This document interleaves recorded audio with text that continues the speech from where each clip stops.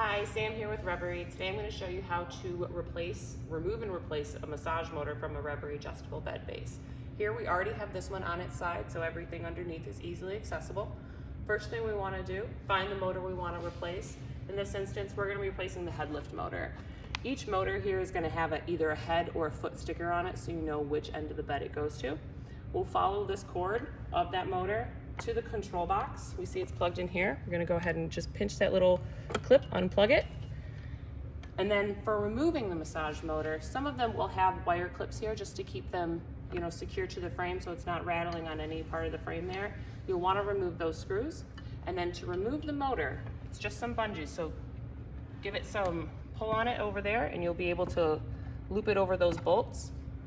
Do the same on the other end. And you remove the motor.